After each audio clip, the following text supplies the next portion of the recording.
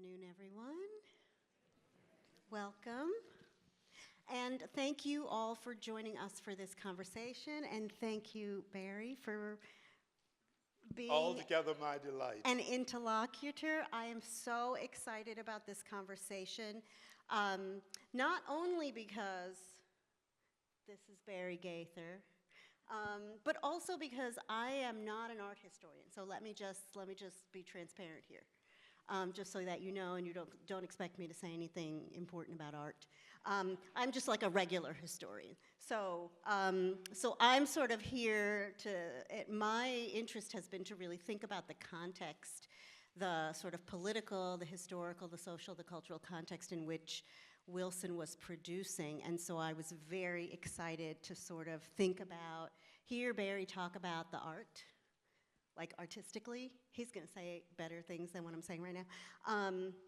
But also to think about like what's happening in the backdrop, both locally and nationally, to this work that, that Wilson is producing.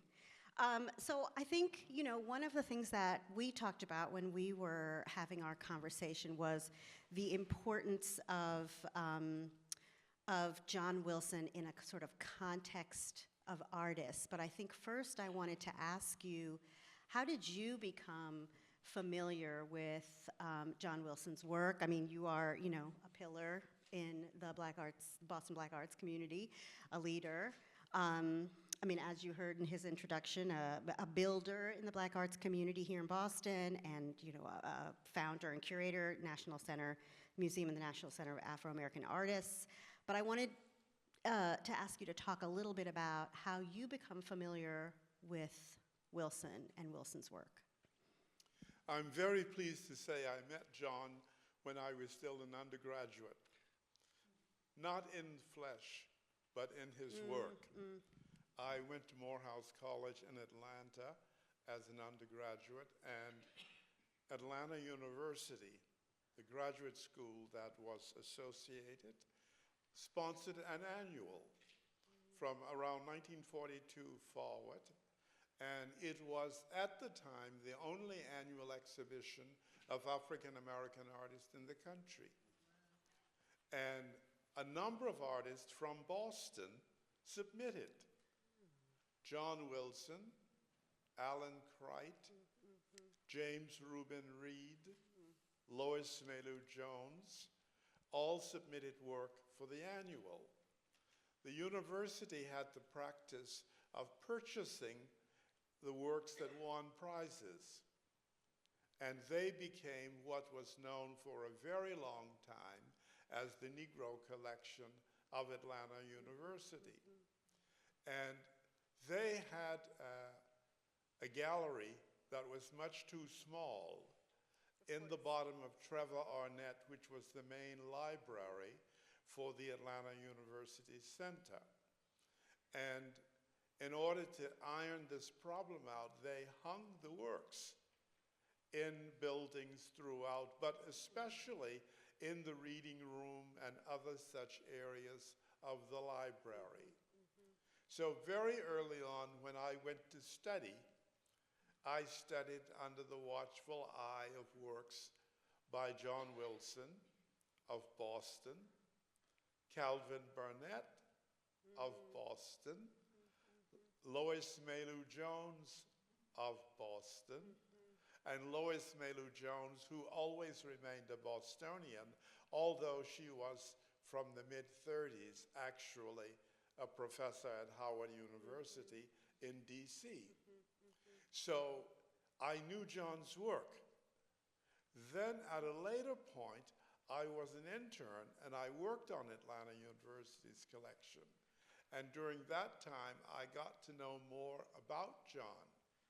Now, in the fall of 1969, I got an invitation to come and be considered for Miss Lewis's museum, which she wanted to create as part of the National Center of Afro-American Artists. I had been in New England prior at Brown. So I wanted a free ticket to some place I could go, and I came up for that. It was the first time I met John in person. And it turns out he was on the committee making the decision on whether mine would be a one-stop visit or a repeat offer. So John and Miss Lewis, I met at that time and actually got chided by them because I was at the time 25. They had me by a little bit. And I made some comment about age and art, and they couldn't figure out exactly how to interpret it. I always remember it, but I've forgotten the content of the comment. I think I wanted to purge it somehow from my memory. But John, at the time, was, and remained until his death, a very close friend to Miss Lewis. And she'd had in mind that he would run the museum program for the National Center. And when she broached this to John, he said, "Oh, no, no. Being an artist is a very different thing than being a museum person." And withdrew himself from that consideration. After that, he had begun a work. He'd begun organizing a small show on behalf of Miss Lewis for the National Center before the museum was in fact an entity. I took on that when I came. So John had been working on a show titled Five Famous Black Artists, and it included Romare Bearden, Hale Woodruff, Jacob Lawrence, Charles White, and Horace Pippin. He did not include himself in the show, but these figures represented people that he respected enormously in the universe of African American work. And when I came, that work fell to me to complete. So you might say one of the first projects that I actually completed upon coming to Boston was to realize that exhibition, which opened in, I think it was maybe March of 1970. So that's how I came to be involved with John. After that, I periodically would visit and we would talk, and I made a number of tapes, recordings with him, which I'm still unearthing. And all of that is part of the story. Are these in the archives at the museum? I'm just asking for personal reasons. No, they're not really yet. Since this project has been going on, I've been unearthing things that were buried in my own archives in disorder. So as soon as order descends, they'll emerge. I'm happy to help. So I'm happy to help. Okay, so I mean, one of the things that you lay out, I think, in this story that you've just told about kind of how you become aware of Wilson, you know, as early as you do, I think already speaks to John Wilson sort of in a trajectory of black artists, who are in New England, who are in Boston, but also a national black artist community, right? You would think, you know, how are these artists, some of whom are from Boston, but not all of them, ending up right at Atlanta University? And I think that part of what your story really illuminates is that there is already, maybe even necessarily so, a community of black artists nationally, but also locally in different places, but also people who know each other kind of across state lines, and that kind of community is so important for them. There is not only a community, there is a sense of an imperative. And the imperative is really around reclaiming a respectful image of who black people are. The 19th century had seen a lot of caricature of black representation. And that comes right into the 20th century. One doesn't have to look too far to come across old advertisements for Chase and Sanborn that are dreadful, as well as Gold Dust Twins. I mean, in advertising and in early cinema, these characterizations are ubiquitous.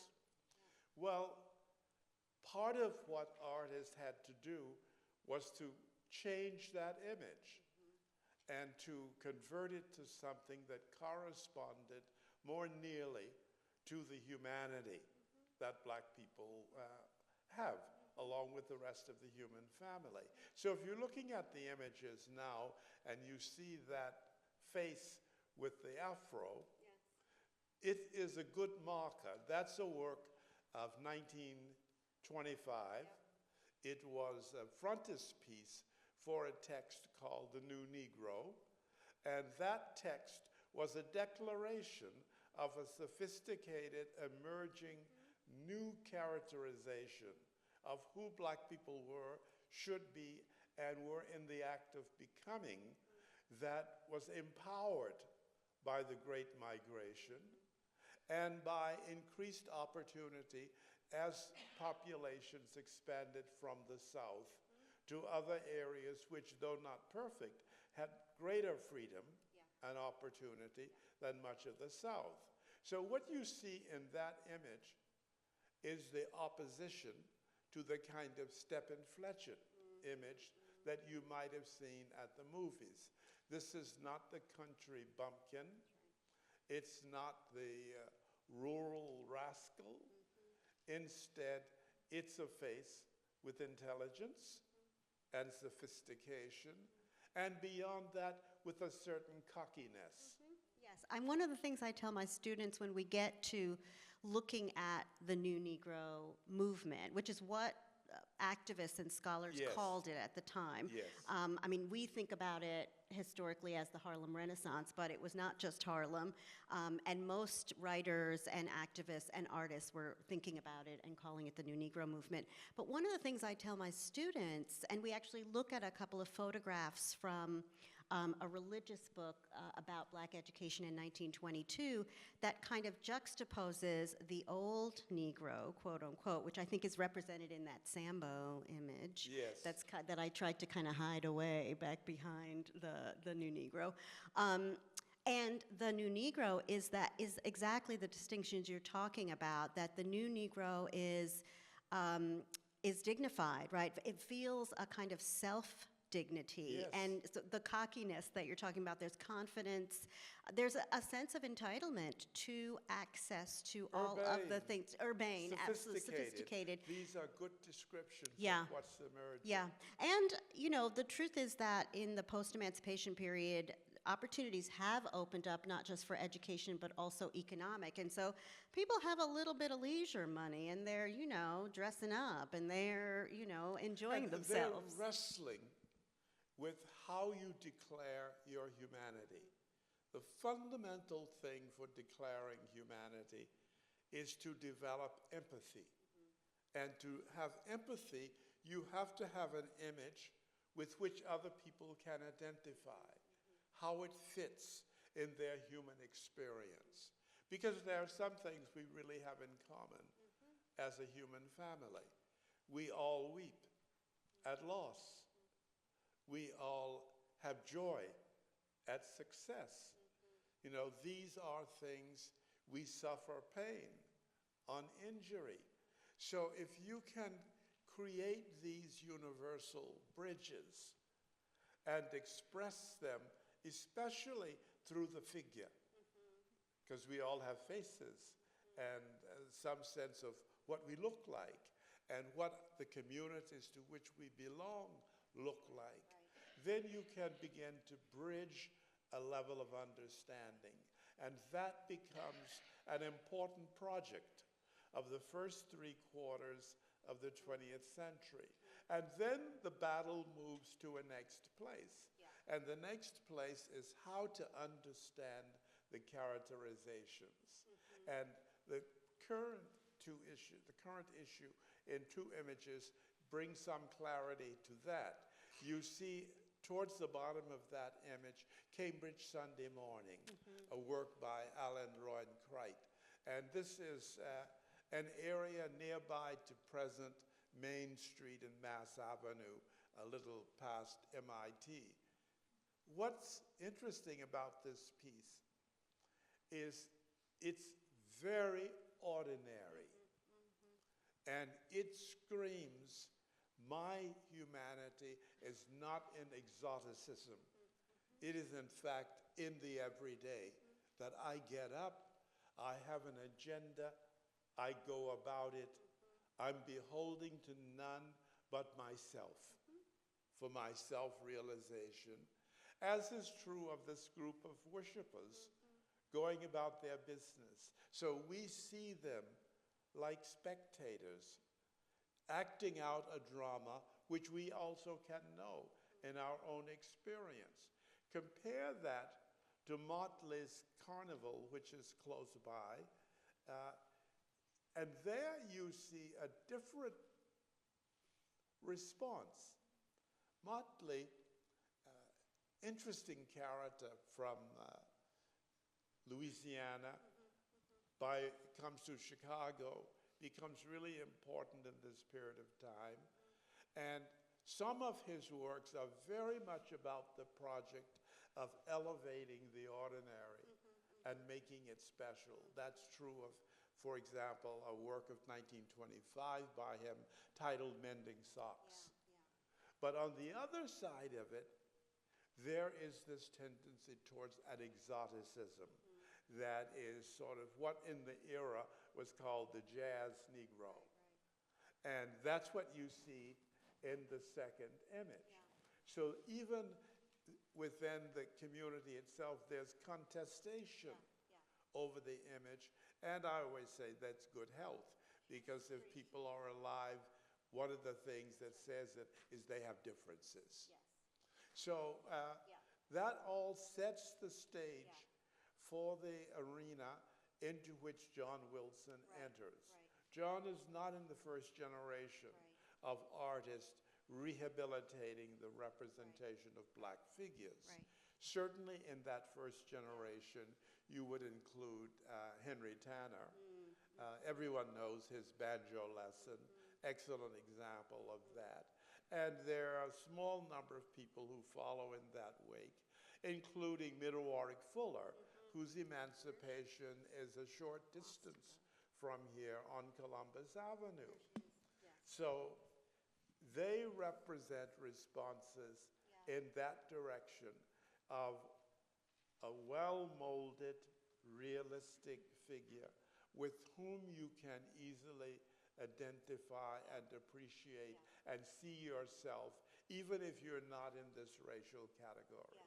I think one of the things I often talk to students about, especially when we get to kind of looking at Cright versus Motley, I think you're right that it doesn't have to be a versus. I mean, there is a kind of fullness. Part of what I see coming through in so many of these images is the wide diversity of Black life and the fullness of Black life that is inclusive both of that community that Cright is depicting in that one image, but also the community that is finding pleasure in leisure, in moving their body, in listening to music. And so I think for students, it's important for them to see that diversity and to understand that despite this vindicationist project, right, this really reparative, reclaiming project of Black humanity at this moment, and really that project starts, well before emancipation.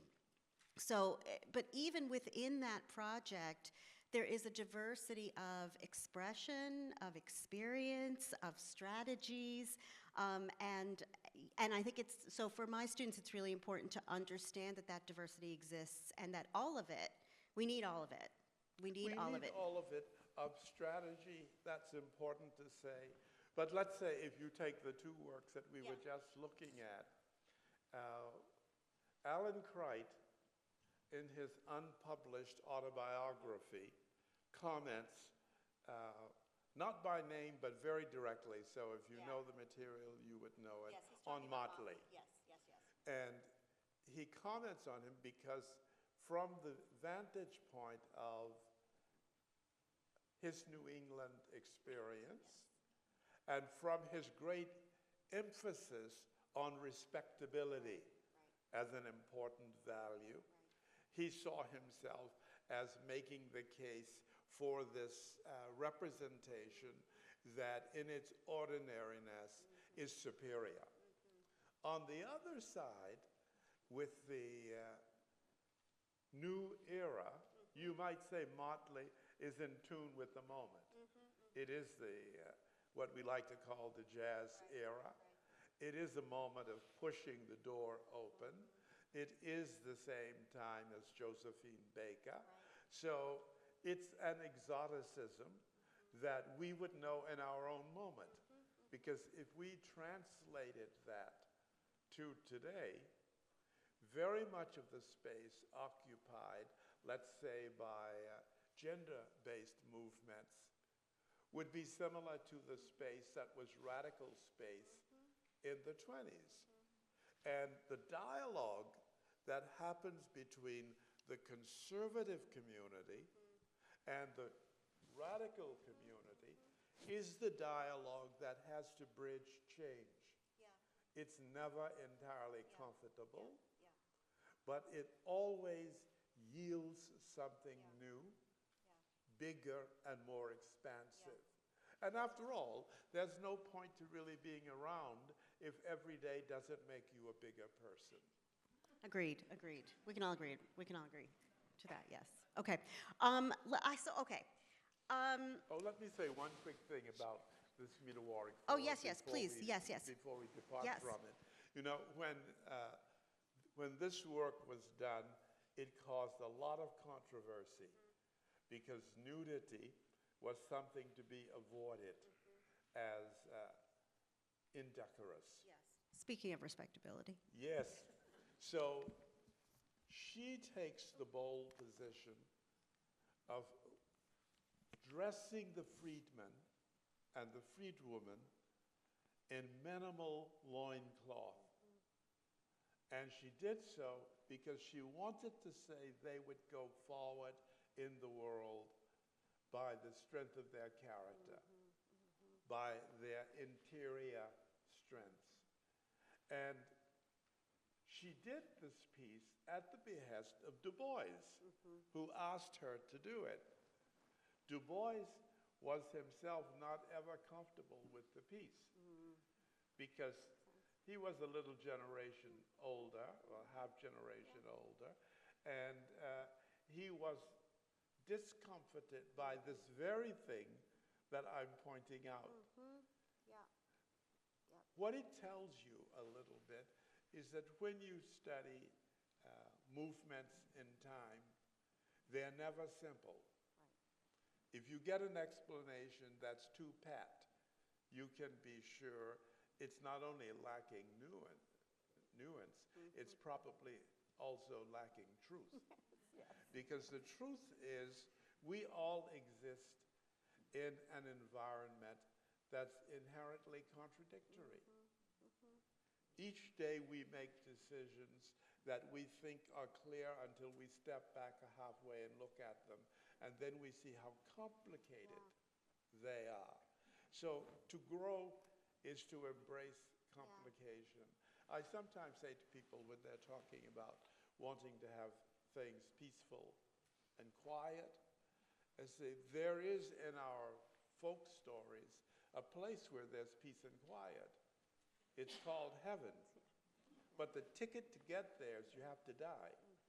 So if you don't want to pay the price too soon, you need to embrace stress and difference and tension and think of them as the wellspring of creativity. Yeah, well said.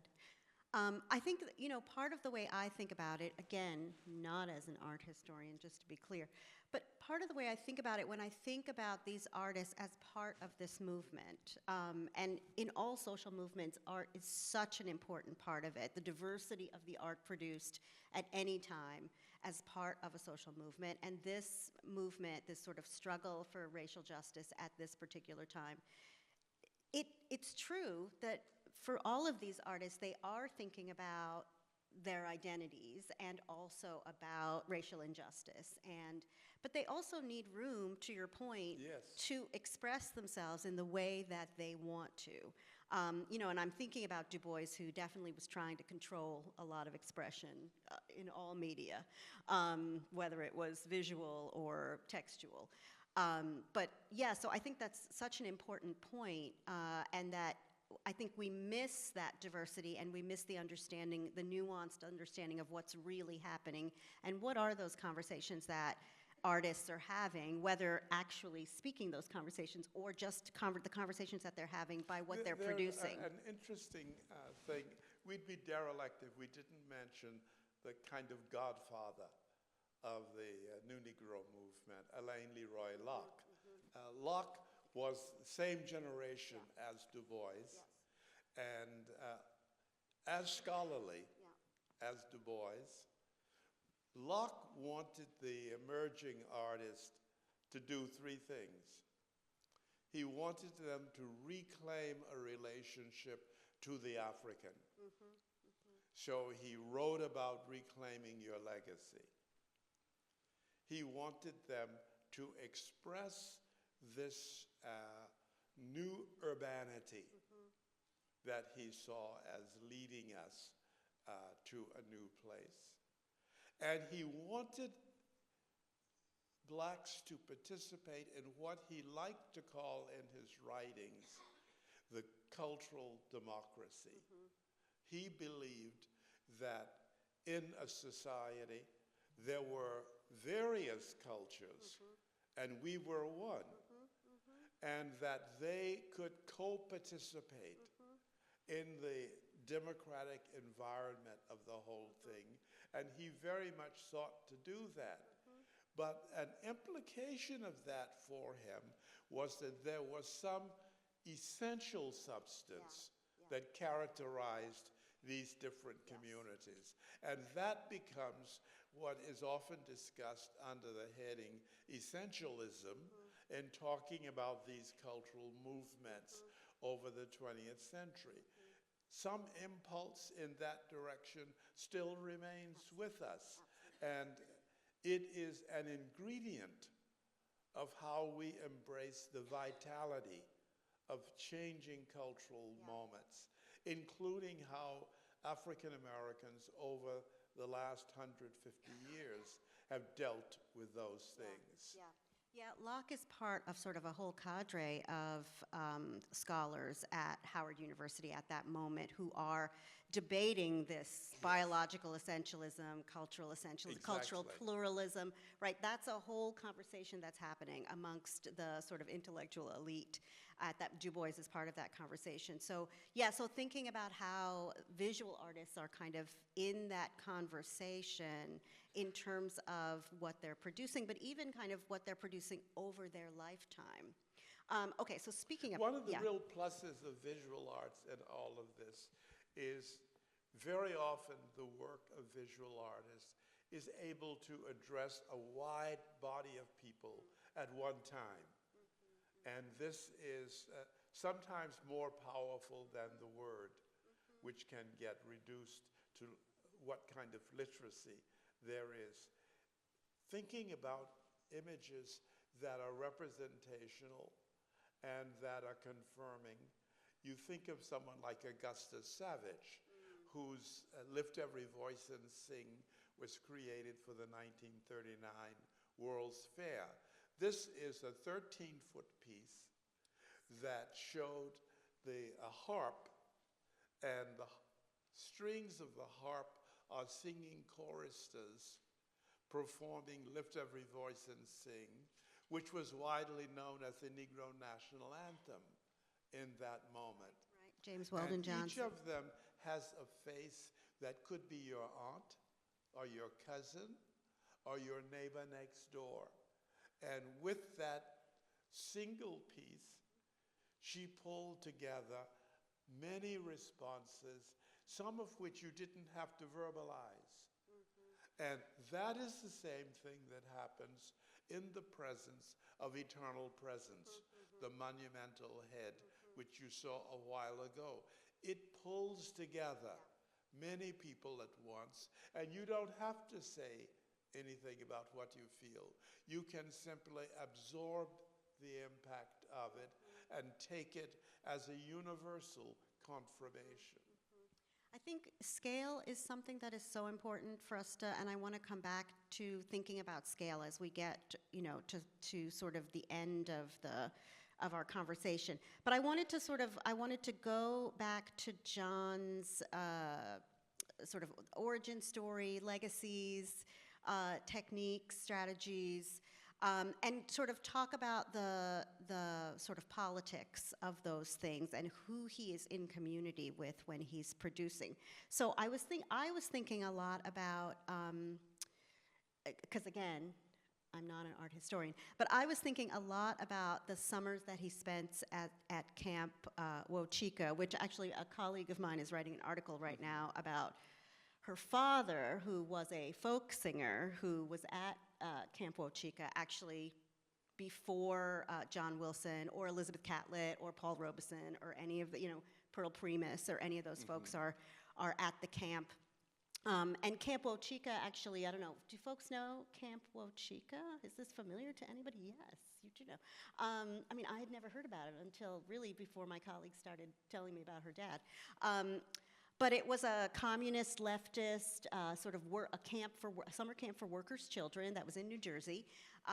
It started, I think, in the 30s, and it runs through the 50s. It does not survive the McCarthy era, as you can imagine. But it is this place that workers, trade unionists, workers, kids are every summer. But one of the things the camp does is it brings together all of these black artists in different medium, and also white artists. But Wilson is there with people like Charles White, right? With all of these folks that are, they are sort of senior to him in some cases. They are influencing him, and I was thinking about this sort of before, he produces the stuff that he produces, the kind of Mexican social art art techniques that he uses. John's father had been a successful mid-level manager in the sugar industry in Guyana, and he was moving up successfully. An inheritance brought new possibilities.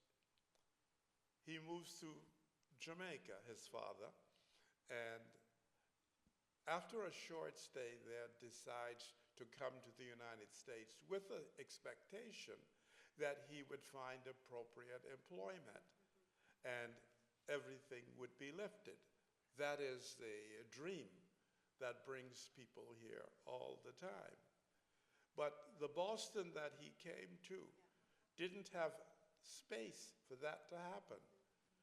The workings of race precluded that he would get a comparable job. He didn't become part of those enjoying success in Boston in the 1930s.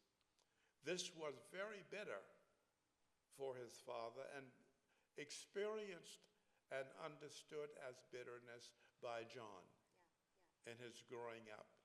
His father becomes much more the caretaker who's maintaining the household than he is the image of the provider that he's wanted to see himself being. I think there's an enormous love and dependency and respect that develops in the family and which becomes essential to John's work. And it is a compassion for frustrated ambition. Now, how does this work out from there. When John becomes interested in art making, much of his earliest work is really quite dark. If you're looking at works like The Black Soldier, they're not just physically dark, but the coloration and everything is really quite dark. And the themes, Deliver Us from Temptation, for example, all have a moral and ethical ring to them. John, I think, grows increasingly interested in having his art also serve to raise ethical and moral considerations about labor and opportunity and fairness. And this is all highlighted by the amount of lynchings and other racialized violence that's every day in the US in that time period. Looking around for who's voicing opposition to these forces, he sees Richard Wright in writing, and that becomes one avenue. When he looks to the visual arts, he sees Mexico, because Mexico has the most powerful social art being produced in the hemisphere at the moment. And these become possibilities for honing his own voice to comment on these things. So when he graduates the museum school and has the opportunity through scholarship for foreign study, his first goal was to go to Mexico. But it wasn't an option through the system of support that there was, which is how he comes to go to France instead. But in all of this, he is really looking to ground himself in a commitment to fairness and in an embrace of the totality of one's humanity, because that humanity is not separate from the fairness, and labor is at the center of it, because we live in an environment where accomplishment, economic accomplishment, is inseparable from labor. I think, part of the reason I think about him as a camp counselor who helps those kids do a mural for Paul Robeson, for the Playhouse for Paul Robeson, but thinking about all of the other artists who are there with him that summer, and it's those summers after he comes back from being in Europe. And then he goes to Mexico after that. But I think, I'm also thinking about his father, who brings his understanding of Garveyism with him, and his relationship with the Universal Negro Improvement Association, which, by the way, Alan Kreit's father also, I don't know if he was a card-carrying Garveyite, but also was a fan of Garvey. I think it's a really interesting, at this, in the 1920s, in the 1910s. Boston was a very active place for the Garvey movement. Miss People Lewis's don't know father that. was also a very active Garveyite. The Garvey movement is sometimes a little misunderstood, though. The Garvey movement was an effort to assert an independent political identity that would be African in its origins, but would be reinstated in Africa, but also in the Americas. It would be where you were as a provisional government. And its goals were to harness the economic wealth that existed in the black environment and use it to create new wealth. So actually, when the Black Star Line was being put together, it wasn't just to go back to West Africa, it was also to become the vehicle of trade between this side of the Atlantic and the other side of the Atlantic. So in this very small community, which is what Boston's black community was, there are basically sort of three camps. There's a Caribbean-based camp, which is strongly rooted in Garveyism. And Garvey himself was Jamaican by birth. Garvey had come to the U.S. under the influence of Booker T. Washington and was very committed to the proposition of self-help as an aspect of self-realization. So there's that portion. There's a portion that comes from the South, who are people who were essentially trying to escape the heavy burden of race in the South. And they're what Adelaide Gulliver called the Black Yankees, who were here all the while and who had a modicum of success, but also Make that clear. were pretty small. All of those together make a community that's tens of thousands, not hundreds of thousands.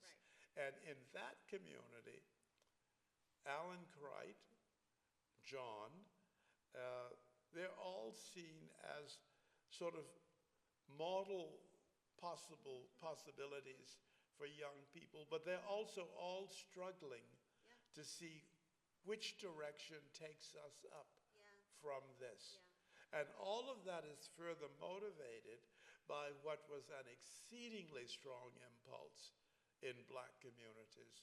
That was the notion of betterment. That if you had opportunity, you were supposed to lift yourself, but lift others with you. Community. I mean, I think it's true, as you say, that Boston is not one of the cities kind of on the other end of the thing we call the Great Migration, but Boston's black communities is incredibly diverse. It's got these three groups. I mean, I was looking at the 1930 census for the Wilson family, and you know, their neighbors in the kind of four surrounding streets are Jamaicans, they are second generation Jamaicans and West Indians, there are second generation Southern migrants from Florida, Virginia, North and South Carolina, Georgia, Pennsylvania. So it's an incredibly diverse black community, and I think that's the other thing that people don't often think about when they think about Black Boston, or even when they think about kind of the Great Migration, who's in it. And for a New England city, it's really it's really the diaspora, it's right? Which is the community of great aspiration. Now, one of the big differences between Boston and, let's say, a Chicago or a Cleveland or a Detroit, most of the people in the Great Migration went to places with heavy industry. Because without an education, you could become a factory worker and you could earn well and better the life for your children. Coming to Boston, and there's recruitment. There is recruitment to those cities from those cities. Well, the Chicago Defender is the big recruiter for all of those. In this whole discussion, you have to appreciate that the black press played a very big role. The Pittsburgh Courier, the Baltimore Afro-American, and all of those. You could get those at a barbershop anywhere. So those were like a network that was powerful. So you have these groups of people coming, like, for example, Elma Lewis's family. You know, her brother finished Harvard Medical School. The father was a janitor. The mother basically did housework, yet had a baby grand piano in the living room. So these high ambitions were very much there as motivating factors. So people refused to accept the limitation, but they often were still embittered by the struggle that had to be encountered to get to where other people seem to get to with much less headache or battle. And so much of the internal sort of, you know, I'm thinking about the Garvey movement, so much of that internal sort of strategies for betterment is really because of racial segregation, because of the obstacles of racial segregation and exclusion in many cases. Okay, I know that we want to move to some audience conversation, but I have a couple of very specific questions for the art historian. I want to start actually here, and then go back to some of the other things, because I know one of the things that you talk about is John Wilson's, incredible contribution to Black figurative art. And one of the things I found in the BU archives was this article from the student newspaper, Let me just make that clear, and I'm going to come back to that. In 1979, about an art show at BU that Wilson was a part of, and the submission that he had in it was the sculpture of Gabrielle, and in the first slide there's a drawing of Gabrielle, which I'll go back to. But the writer of the article says that the BU faculty flunks the art show, and this is the critique that they make of Gabrielle, and I wanted you to address the problems with this critique. I mean, I think the racist problems with this critique, but the problems with this critique, and to talk a little bit about John's work, his technique, and kind of what he's doing. So the things that they comment on, that he takes himself too seriously, the woman's hair and shoulders, the frizzy hair, but also the eyes without pupils. And I know that is one of the critiques, and I know this is one of the things that you've talked about. It's actually, we see it in the eternal presence, and I wanted you to talk a little bit about what is the eyes without pupils? Well, the first thing I would urge you is to remember the image of the new Negro that we saw just a little while ago, talking about frizzy hair, and that as a critique, Right, and that image is 1925. That was 1925, and when I used to lecture a little bit about that piece, I would find people who were shocked in the 60s because they thought that hair, the afro, had only been invented in the 60s.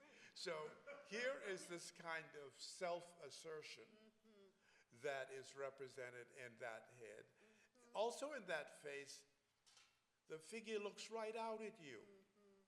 You can see the figure as confrontational if you want to, but you don't have to.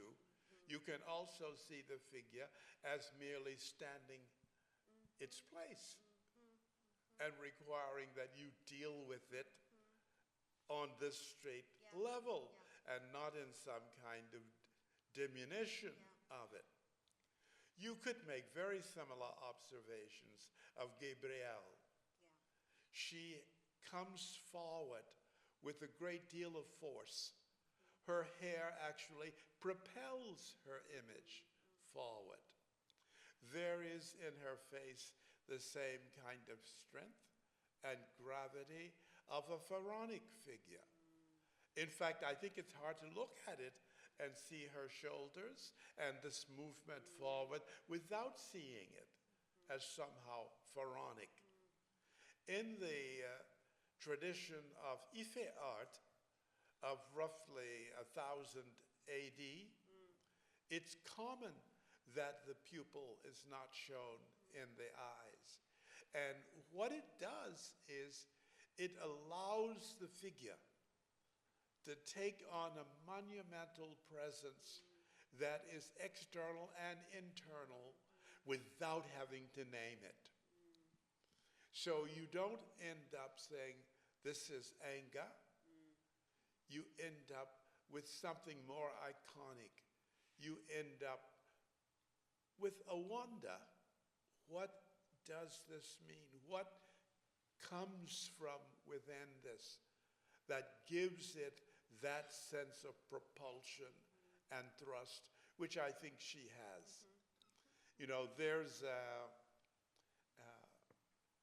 well, let me just say, returning just a moment to the image of the pharaonic and marrying that with the image of the Ife bronzes and terracottas of roughly 1000 AD, you come out with an image of remarkable power. And if you feel frightened by it, it's probably a default in you and not a problem in the piece. All right. Thank you. Thank you for that. I want to ask two questions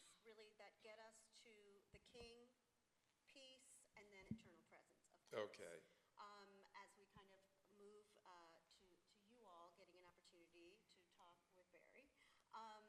I think one of the things that you have said in your, in the conversations that you've had, and also in the interview that is in the catalog, is the ways in which you have seen and have identified the, let me see if I get this right, the sculptural in the figurative drawing. Am I getting that right? Yes. Okay. Which it actually made sense to me when I was reading it. I just want to say clearly, like I was like, oh yeah, I can see that. I mean, I'm just saying. So I wanted you to talk a little bit about that, because I feel like that is that thing that you're talking about, right? Yeah. You kind of started talking about it in looking at the Gabrielle, because he's got a drawing of Yes. it, as well as then he's got the sculpture. But I think the same is true for King, and then we see the same thing in, right, which, and to me, the King is like a mini monumental head, and then there's the monumental head. So, I don't know, I wanted to talk to you a little bit about the King bust, and then also Eternal Presence. Coming forward from the experiences that John enjoyed in Mexico, and from his response to Mexican socialist realism, you see a great appreciation for the importance of volume in imagery. So in the work done in Mexico, the work of the early 1950s, the figure is fleshed out in full volume. The light falls on the figure and shapes the figure. When you move past that, John does a couple of things.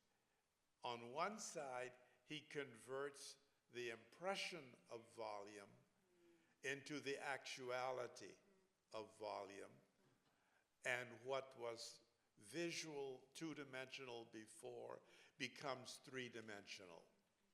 And that takes us to the world of sculpture. On the other side of it, he does something also in the two-dimensional works, in the lithographs and the drawings. There, he strengthens the role of darkness and shadow, and he uses the light to emerge clarity of the image from within the darker tonalities. And you get a strength that is emotional, intuitively understood, and very powerful. You get something that is the difference between rendering and bringing to art a power of interpretation that's irresistible. That's the difference between being a minor artist and being a major artist. How does a piece actually live? If you come back to it 1,000 times, does it still give you something, or do you exhaust it in one visit? The work is not simply information. If you sum up the information, it's so much scratching on paper, or so much bending of metal. Something else has to be invested in it for it to live. And that thing that has to be invested has to come from the truth of your life. And that's the resonance that makes work vital. John dared to live and remain deeply involved with life and issues of caring and struggle, of justice. He had the same passions of people he admired, like Paul Robeson, and he was willing to engage in human enterprise of pushing to make change in the same way, not just out on the street and in protest, but in helping us discover within ourselves the strength that makes change, and helping us admire those who put before us images of empowerment. And he himself did the same. Can you talk a little bit about, let's talk about eternal presence. Yes. Please. And how does this come to be? Tell us a little bit about the process. And actually, I just want to point folks' attention to the tiny little photograph on the lower right-hand corner, which is actually in the catalog book. And I think is it also in the book that you and Kim Sitchell did, the Black Boston book? Because it is the same photographer. I think it's the same photographer who took the. But so that image, I included that image on the slide just because it is real evidence. Not that we needed it, but I like archival stuff.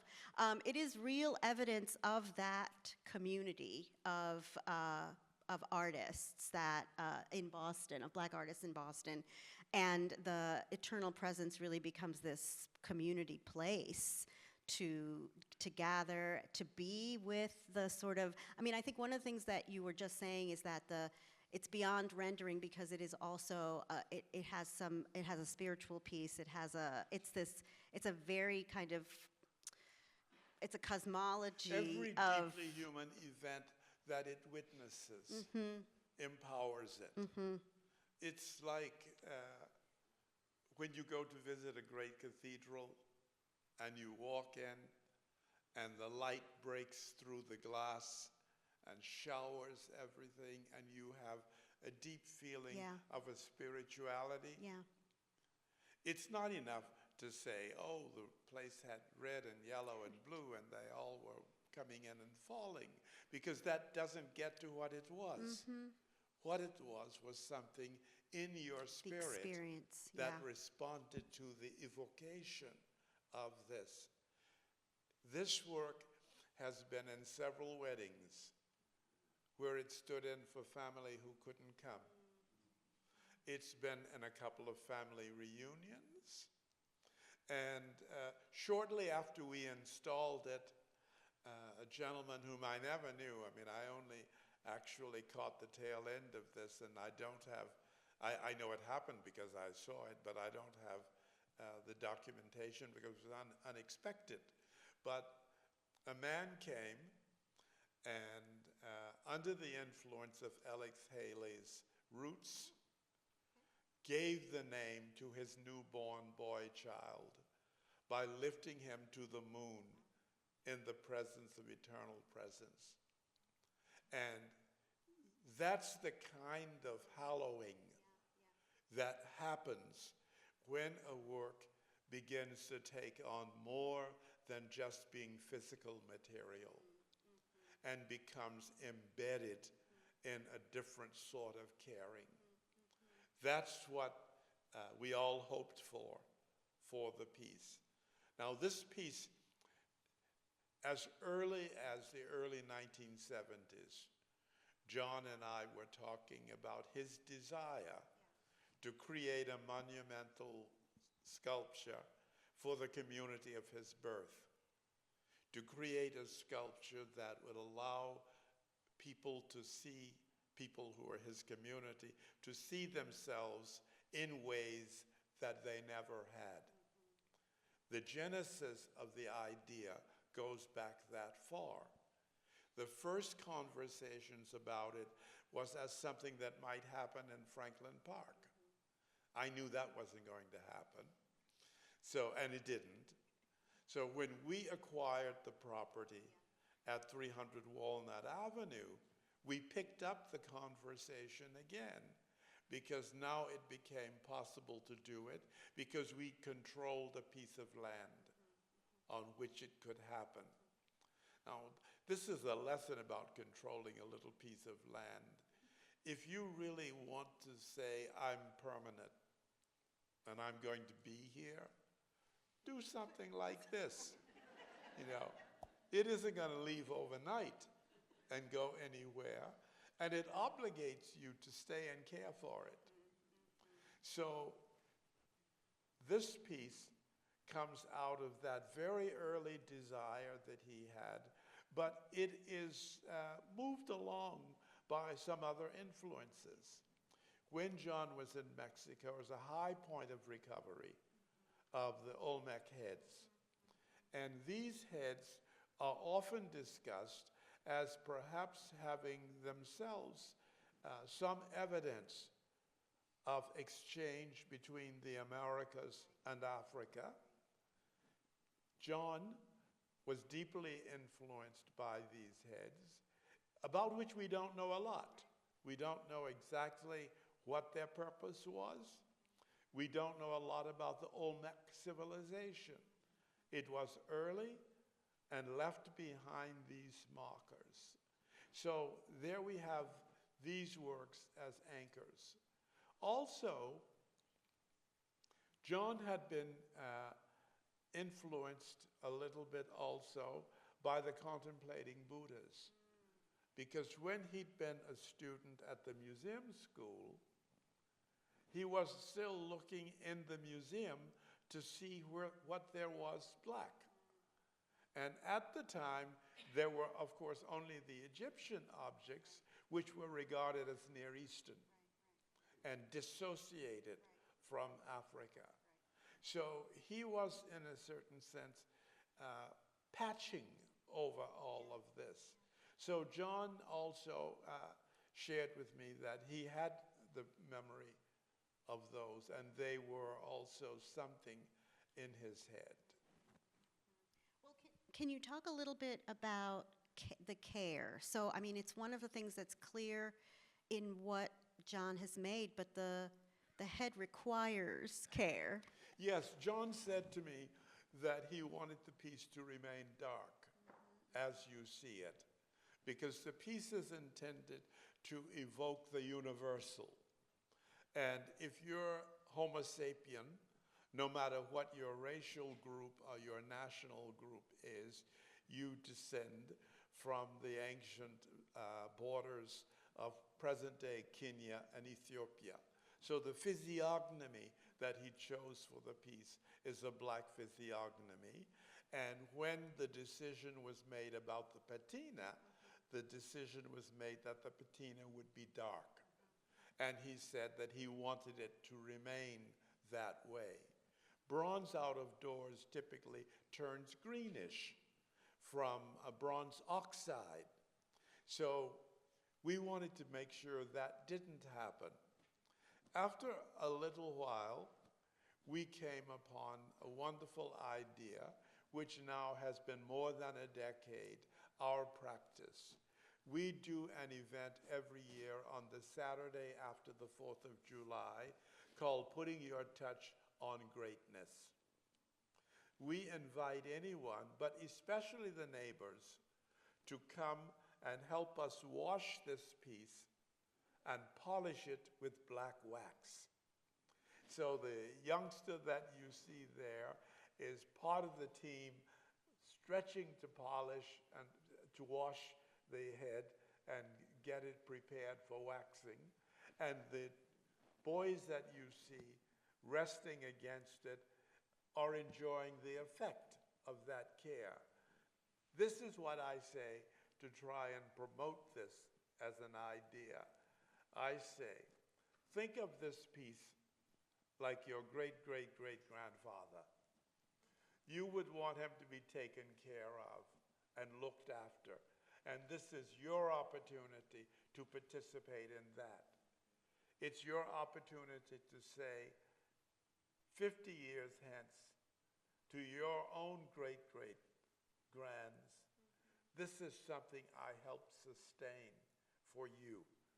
I invested my energy in caring for this because I wanted it to be your legacy, to be your heritage. Yeah, thank you for sharing that. Okay, finally, I wanted to give us both an opportunity to sort of have some last words about John Wilson. Yours are going to be more important than mine, but and before we turn it to you all to see if you all have questions.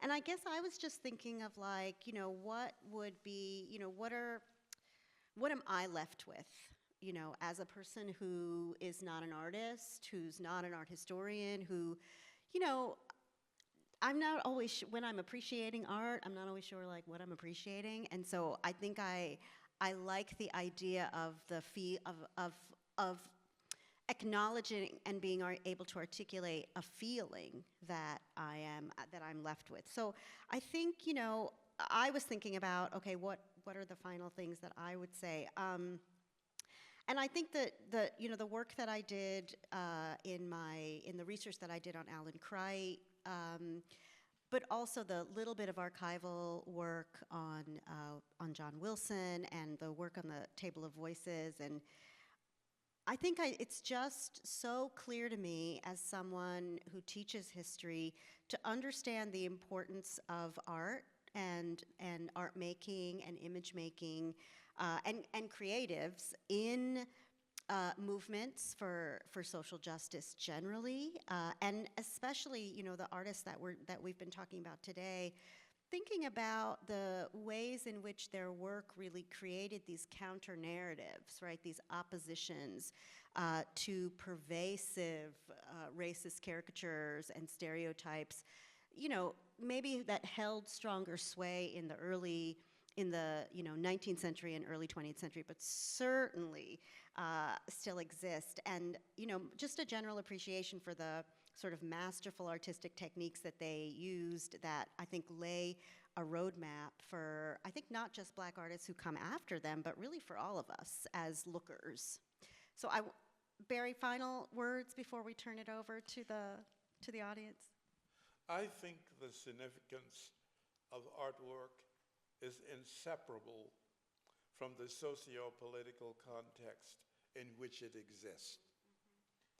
Physical materials, which are what we are and what everything we make turn out to be, are not sufficient in themselves to account for what is moving, emotional, and valuable.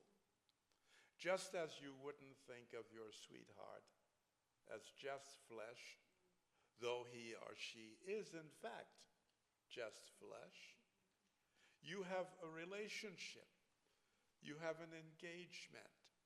You have a history of collective experiences, all of which creates meaning.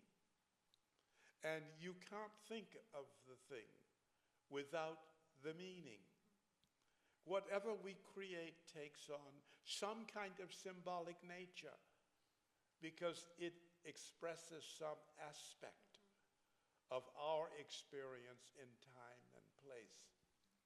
And that is what must always be at the base of our appreciation and understanding of art. When you go to a museum, you can't have a relationship with every piece of art. Just as when you go to an event, you can't fall in love with everybody there. To have something that matters, you have to open yourself to a special relationship. So when you come to John's exhibition, you have to come in certainly appreciating as much as you know about history and background and circumstance, but also opening yourself to what it is to have been human over the last 80 or so years. In this context, where your life is impacted by race and possibility, and where you have the opportunity to be crushed or to rise above. And if you And rise probably a little above, both. then you have the chance to share that so that someone coming to it with their own struggles as part of their history suddenly finds a commonality. And that commonality is almost never subject to being fully put in language. that is something that has to come from your willingness to have a relationship with the art. Every piece that an artist makes is not a masterpiece. To get to a masterpiece, you may have to make 40 bad pieces, or 30 pieces that are damn good, but they're not the masterpiece. All of that is the drama of living and the richness of experiencing. Exhibitions, like other human enterprises, are the product of that kind of reciprocity. So I hope that everyone who comes to the exhibition will come learning and knowing as much as they can, but ultimately opening themselves to share an experience based on what they've brought and what they encounter that's there. In truth, I don't think you can have an experience with anything really unless you've brought your own emotions to it, because the valuation that makes it striking and memorable has to be shared in the experience of everyone who partakes. That's what I hope for. I think John offers an excellent opportunity for that kind of human engagement because he has given so freely of himself and his talent. And he has set a banquet before us that we can enjoy if we approach it with a sense of reciprocity and humanity. I told you what Barry was going to say was going to be better than mine. Thank you, Edmund Barry Gaither. Thank you. Thank you.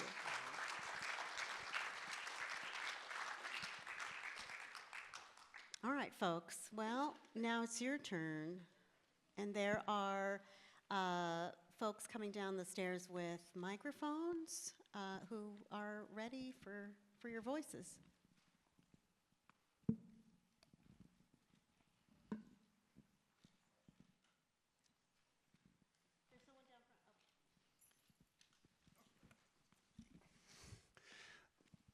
Wow. And I beg your indulgence, I'm going to take the risk of co-opting this black man's extraordinary work and experience, and I invite you to challenge if what I am doing is co-opting and inappropriate. But as I'm sitting here and looking at his work and thinking about his work and hearing you speak about his work, I'm struck at the incredible grace that John Wilson shows to all of us, but particularly to myself as a white viewer. The grace in the assertion of that strength and that really resistance to the images imposed upon him. But in the assertion of that strength, with the essential presence with Gabrielle and other pieces, there is a grace that there's no need for me to be fearful of that grace and that strength. There's an invitation for me to admire and stand with that strength, which is coming out of an experience utterly not my own, and yet he's able to tap into the universal. So that's like one white guy's response, and I would love to hear what your response to that response is. I love your response, so I'm fully aboard with it. I would just put one little... Barry, can you put the mic up? Which is that... Barry, the mic. Yes. I love your response. I enjoyed it. I would put just one additional thing to it, which is, what was it going to be?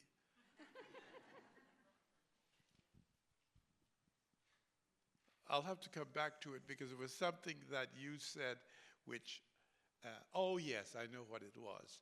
It's what's in common, whether you're white or black or Indian or whatever, that is a bridge in this and that's relevant to the particular question of race and difference and encounter, is all human family members have had ordeals, things that had to be gone through, personally and collectively. And that is a platform, a bridge, that's important to be experienced in these works. So if you look at that labor impact and how it's reflected in John's father's story, it's not uniquely in his father's story. Many other groups and people have had similar things. So in life, we have all of these common experiences that are dressed differently according to our own cultural framework. But at their core, they're the same human ordeals that make up life.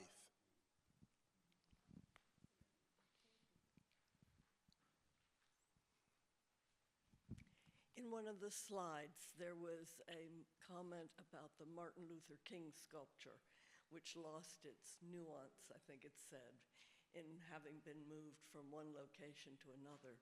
Is there a story behind that? It certainly looks very different. Yes, I can tell you that story very quickly because I oversaw the commission of that work. And when we chose the work and made the commission, we brought the artist to see the space where the work was going to go. It was a kind of room right adjacent to the rotunda, but not under the rotunda, almost like a side altar in a chapel. And it was smaller. It was about maybe 16 or 20 feet square and domed at the top. So when John conceived the piece, he conceived the piece for that space because it was where the architect of the Capitol said the piece was going to go. In how John visualized the piece, he imagined it that it would be in the center of the space, under the highest point of the dome, that you as a viewer would come in the space, but you would already be close to the piece. So you would look at it and it would be on a pedestal slightly higher than a normal pedestal, and the piece itself slightly bigger than life size. So you would look up a little at the piece, and there was a subtle rotation in the piece that would become activated by how the light in that space happened and how the space forced you to see it. Then somebody, I have no idea who, persuaded the architect of the Capitol that that was not the right place. But this is after the piece is commissioned and well into production. So when the piece came, it was installed differently. It's actually been moved twice since the piece came. But these moves were basically within the space of the rotunda. And what the space of the rotunda does is it robs the piece of that subtle movement, rendering it slightly more static than it was intended to be. I was angry about it because when you commission an artist to do a work, you're asking them to visualize the totality of this, if it's a work that's situational and specific. You're saying design for this space. Then if you change that space, the design that was made loses, because it's now no longer in relationship to the rest of the space as you had intended. I think when you engage someone and by intention you agree this is what it's going to be, you need to honor that, so that what the artist had in mind is what is in fact put before you, and not something that now has to adapt itself to a foreign space. Okay, one last quick question here. Thank you so much, both of you, for such an engaging conversation. That was really, really, really great. You have spoken so wonderfully about the myriad influences on John Wilson, from the Olmec heads to Elizabeth Catlett to Buddhas. And I'm curious if you might reflect a little bit on his relationship to mentorship and pedagogy. Can you tell us a little bit about some of the artists who maybe looked to John Wilson as an inspiration, and who did he mentor? Well, John certainly counts among the people most influenced by him. Fern Cunningham. Fern becomes the most active African-American sculptor in Boston. Her works are widely found, and her major work, Step on Board, a tribute to Harriet Tubman, is in the Harriet Tubman Park. I think of that as major because she made the decision to come to Boston and go to Boston University because it was so strongly associated with figuration. And because she grew up in a house with her mother, who also taught art and made art. And Fern, like her mother, was committed to children. And they mattered strongly for how she conceived of making art. So Fern, in her works, always includes pieces made by children. And all of those were extensions, in a very real sense, of this deep commitment to the figure and to the family that is so huge in John's work. I didn't say enough about family as we went through, because we went in some directions we haven't typically done. But, you know, John's work is deeply rooted in family, and family over the young years as well as the adult ones. And Fern has the same interest. So you see that reflected in her work. And she always sought John's imprimatur on her art.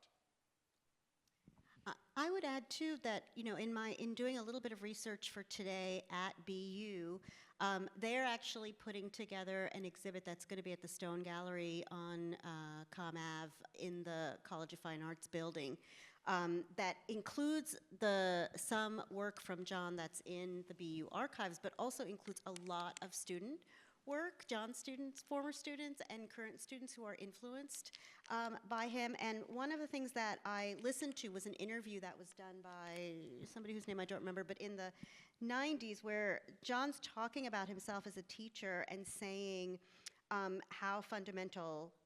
what a fundamental discipline drawing is, because it can be a means of resolving fundamental problems. And so I think so many of his students get the importance of using the technique and doing something that's more than rendering. And so I know that there's some student work that's going to go up who have been influenced and mentored by John in the Stone Gallery at BU.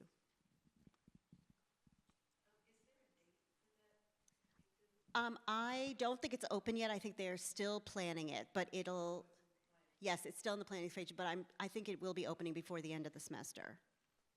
So before May. Okay, thank you everybody so much for being here today, and thank Thank you you. to Paula and Barry.